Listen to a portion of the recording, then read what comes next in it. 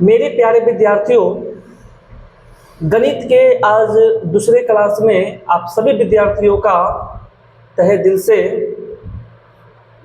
धन्यवाद।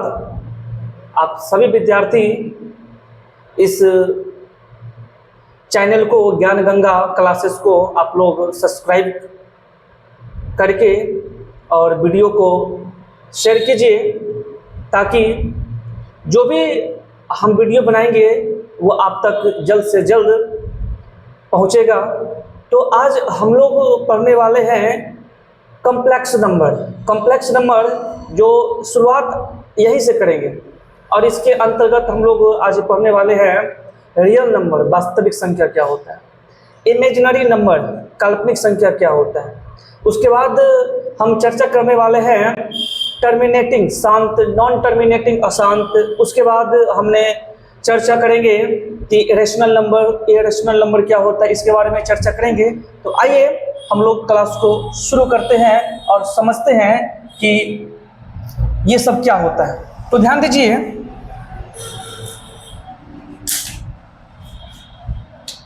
Complex number, सम्मिश्र संख्या, इसकी चर्चा आपको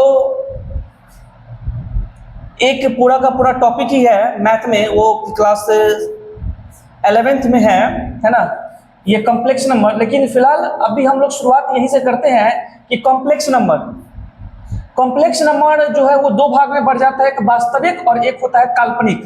जैसे कि कहते हैं ना कि कॉम्प्लेक्स नंबर जो है दो शादी की, एक किए रियल में और एक किए झूठा। झूठा मतलब काल्पनिक, वो सपना ही देखते रह गए, तो वो हो जाएगा आपका काल्पनिक और एक हो जाएगा वास्तविक।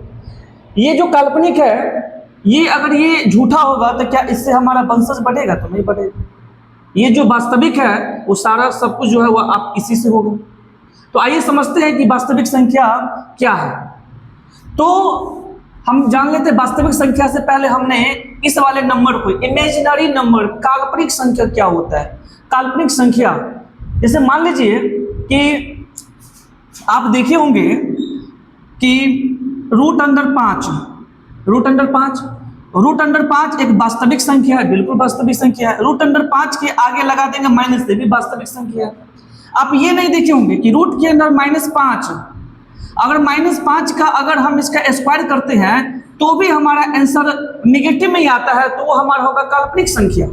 जैसे देखिए यहाँ पे कि रूट इससे ही कट जाएगा, आंसर आया -5, ये क्या है? काल्पनिक संख्या है, काल्पनिक संख्या। उसके बाद जैसे कि यहाँ पे देखिएगा, अगर हम इसका स्क्वायर करते हैं तो ये माइनस बन जाता है प्लस, और ये स्क्वायर से रूट कर जाएगा, होगा आंसर 5, तो ये वास्तविक संख्या है। दूसरा बात, तो मान लीजिए कि रूट अंडर के बाहर लगा देते हैं माइनस, और रूट अंडर माइनस में 7, तो ये अलग बात है और ये अलग बात है कि रूट अंडर माइनस में 7 अगर हम इसका स्क्वायर करते हैं तो स्क्वायर करने पर ये वैल्यू निगेटिव आता है, और ये इसका स्क्वायर करेंगे तो ये वैल्यू पॉजिटिव आएगा। क्यों आएगा? क्योंकि रूट के अंदर जो होता है ना, वो कभी भी माइनस नहीं होता है। रूट के अंदर कभी भी माइनस नहीं होता, अगर वो होगा तो कहलाएगा काल्पनिक संख्या। क्या कहलाएगा? काल्पनिक संख्या। तो जाने काल्पनिक संख्या क्या होता है।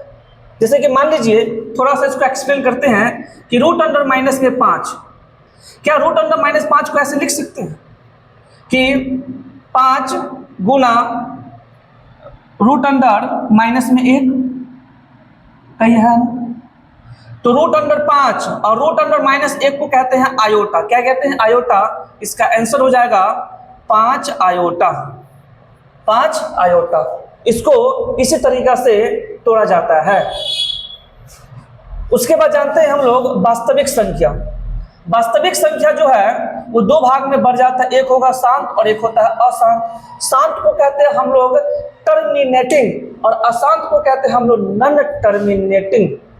जैसे कि देखिए यहाँ पे कि जिस संख्या को भाग लगाने के बाद वो रुक जाए, वो आगे तक बढ़े ही नहीं, उसको हम लोग कहते हैं शांत। जैसे कि मान लीजिए कि आप 1/2 को भाग लगाइए, तो यदि आप 1/2 को भाग लगाइएगा ना, तो ये हो जाएगा आपका 0.5। 1/2 को भाग लगाइए तो क्या होगा 0.5। तो 0.5 ये आगे जा रहा है क्या? नहीं ना जा रहा है। इसका मतलब होगा कि ये होगा शांत। क्या होगा? शांत। उसके बाद आप इसको भाग लगाइए, इसको भाग लगाइएगा तो होगा 0.4। तो 0.4 तक जाकर रुक गया, ये आगे जा नहीं रहा है। इसका मतलब ये क्या होगा? शांत।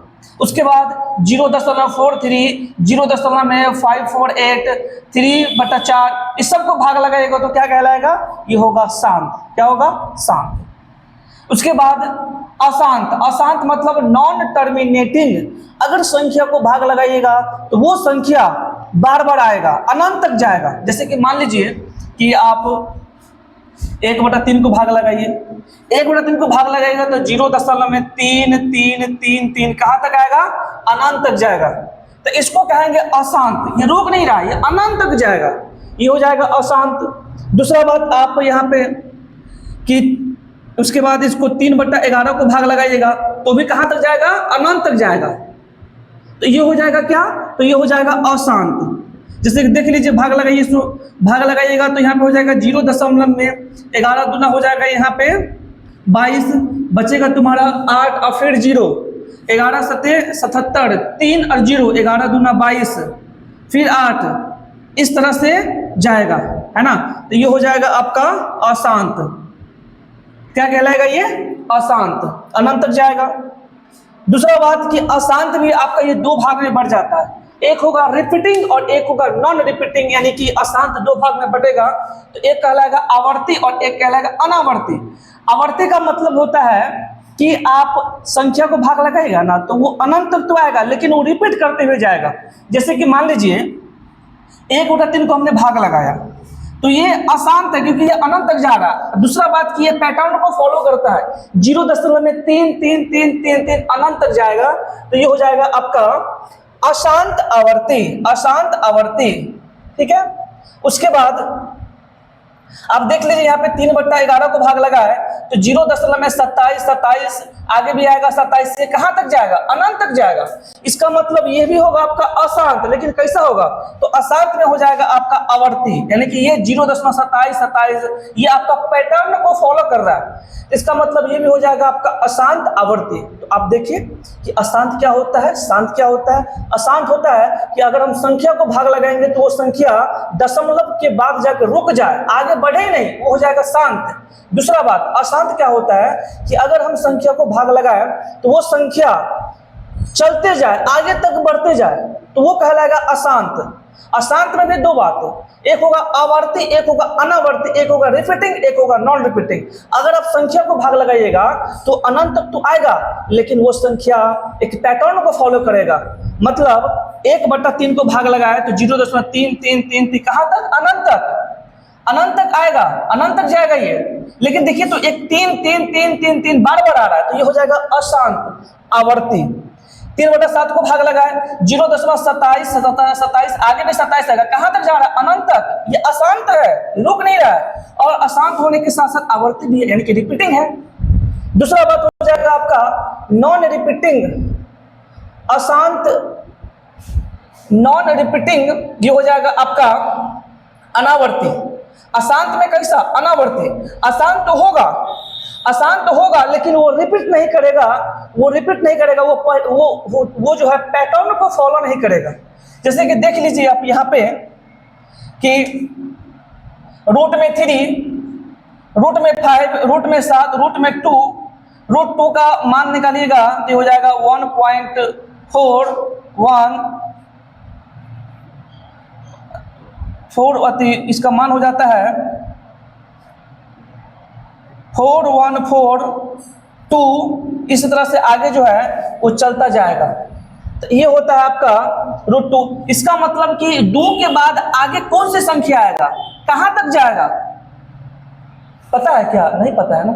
इसका मतलब क्या होगा कि दशमलव के बाद कितना संख्या आएगा, ये ना आपको पता है ना मुझे पता है। इसका मतलब क्या होगा कि ये हो जाएगा आपका अशांत होगा, लेकिन वह कोई पैटर्न को फॉलो नहीं कर रहा है, वो कोई पैटर्न को फॉलो नहीं कर रहा है। इसका मतलब हो जाएगा अशांत अनावर्ती, अशांत अनावर्ती। उसी प्रकार से √5, √3, √7, √11, √9, √13, √17, इसी प्रकार का जो नंबर होगा वो आपका कहलाएगा अशांत अनावर्ती। अशांत तो होगा लेकिन वह कोई पैटर्न को फॉलो नहीं करेगा, इसलिए वो कहलाएगा अशांत अनावर्ती।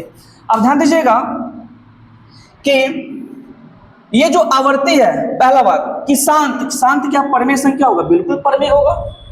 शांत जो होगा वो परमेय होगा। क्यों होगा? क्योंकि आप जानते हैं कि परमेय संख्या क्या होता है। परमेय संख्या वो होता है जिसे हम अंश बटा हर नोमिनेटर अपन डिनोमिनेटर यानी कि P बटा Q के फॉर्म में लिख सकते हैं। यानी कि आप जो फ्रैक्शन आप भिन्न देखते हैं ना, उस सब के सब आपका क्या है, तो वो हो जाएगा परिमेय संख्या। जैसे कि आप ध्यान दीजिए कि P बटा Q के रूप में लिखते हैं, लेकिन याद रखिए Q जो है इक्वल टू नॉट 0 के बराबर होता है। क्यों? यानी कि बटा यानी कि हर जो होता है हर में 0 नहीं होना चाहिए, यानी कि अंश बटा हर इक्वल टू नॉट 0, तो वो क्या कहलाएगा? वो आपका कहलाएगा परिमेय संख्या। क्या कहलाएगा? वो कहलाएगा आपका परिमेय संख्या। परिमेय संख्या जैसे कि मान लीजिए 1 है, 1 बटा 2 P बटा Q के रूप में लिखा हुआ है, 2 बटा 5 P बटा Q के रूप में लिखा हुआ है। यहाँ पे यदि हम दशमलव हटाएंगे तो दशमलव के बाद यहाँ पे 2 को 0, यहाँ पे 3 को 0, तो देख रहे ना यहाँ पे अंश बटा हर, ये सब की सब क्या कहलाएगा? तो परिमेय संख्या। क्या कहलाएगा? परिमेय संख्या। अब मान लीजिए कि शांत भी होगा परिमेय, अशांत भी क्या होगा? परिमेय संख्या होगा। अब देखिए ना अशांत परिमेय कैसे होगा। जैसे कि मान लीजिए अशांत परिमेय, ये जो अशांत होगा वो भी क्या कहलाएगा? परिमेय संख्या, रैशनल नंबर, परिमेय संख्या। तो अशांत भी आपका कहलाएगा परिमेय संख्या। कैसे? तो आप ध्यान दीजिए, अशांत भी कहलाएगा आपका परिमेय संख्या। जैसे कि मान लीजिए 1 बटा 3 को हमने भाग लगाया तो 0.33333 कहां तक जाएगा? अनंत तक जाएगा। अब ये संख्या एक पैटर्न को फॉलो कर रहा है। इसका मतलब कि 3 जो है वो बार बार आ रहा है, तो 3 के ऊपर क्या लगा देंगे? रैकरिंग। क्या लगा देंगे? रैकरिंग। तो 3 के ऊपर रैकरिंग लगा दिए, इसका मतलब है कि अगर हम इसको लिखेंगे तो 3 रैकरिंग हटेगा, यानी कि एक संख्या पर रैकरिंग लगा हुआ है तो बट्टा में एगो 9। आप देखिए तो ये अंश बट्टा यानी कि P बटा Q के रूप में हुआ कि नहीं हुआ? तो अगर ये P बटा Q के रूप में हुआ तो हम नहीं कह सकते हैं कि ये परिमेय संख्या होगा। क्या होगा? परिमेय संख्या होगा। दूसरा बात कि आप इसको देखिए, ये 27, ये 27, आगे भी 27, इसका मतलब क्या है कि 0.27 बार बार आ रहा है, इसके ऊपर क्या लगा दीजिए? रैकरिंग। इसका मतलब 27 और रैकरिंग, दो संख्या के ऊपर रैकरिंग लगा हुआ है यानी कि बार लगा हुआ है। अगर ये हटेगा तो बट्टा में 2 को 9, यानी कि एक संख्या के ऊपर अगर बार लगा रहा है तो वो होगा आपका बट्टा में एगो 9। 2 संख्या पर रैकरिंग होगा तो बट्टा में 2 को 9। 3 संख्या पर रैकरिंग होगा तो बट्टा में 3 को 9। आप देखिएगा ये अंश बट्टा हर यानी कि P बटा Q के रूप में हुआ कि नहीं हुआ? तो हम क्या कह सकते हैं? इसको नहीं कह सकते हैं कि परिमेय संख्या है। इसका मतलब शांत भी परिमेय और अशांत भी परिमेय संख्या होगा। दूसरा बात कि और अनावर्ती जो होगा वो आपका अपरिमेय संख्या कहलाएगा। क्यों कहलाएगा? क्योंकि अपरिमेय संख्या वो है जिसे हम P बटा Q के रूप में नहीं लिख सकते हैं, वो कहलाएगा आपका अपरिमेय संख्या। जिसे हम P बटा Q के रूप में नहीं लिख सकते वो कहलाएगा आपका अपरिमेय संख्या। आप देखिए ना √2, अब 1.4124 आगे क्या आएगा? आगे कौन सा संख्या आने वाला है? आपको पता है क्या? नहीं ना, हमको पता है क्या? नहीं ना। जब पता ही नहीं है तो क्या इस दशमलव को हटा करके बट्टा में क्या को 0 लिखेंगे? आपको पता है क्या? नहीं। तो इसका मतलब ये कह सकते हैं कि आगे क्या आएगा किसी को पता नहीं है। इसका मतलब इस संख्या को हम जो है वो P बटा Q के रूप में नहीं लिख सकते हैं। इसका मतलब कह सकते हैं कि अशांत अनावर्ती जो होगा वो कहलाएगा आपका अपरिमेय संख्या। वो अनावर्ती जो कहलाएगा वो कहलाएगा आपका अपरिमेय संख्या। दूसरा बात कि भिन्न की चर्चा कल हम अपने क्लास में किए थे। दूसरा बात है पूर्णांक की भी चर्चा कल किए थे कि पूर्णांक भी जो होगा वो पॉजिटिव पूर्णांक और नेगेटिव पूर्णांक सारे के सारे कहलाएंगे परिमेय संख्या, भिन्न भी कहलाएंगे परिमेय संख्या, ये भी कहलाएंगे परिमेय, ये भी कहलाएंगे परिमेय। अब एक क्वेश्चन आपसे पूछते हैं कि बताइए कि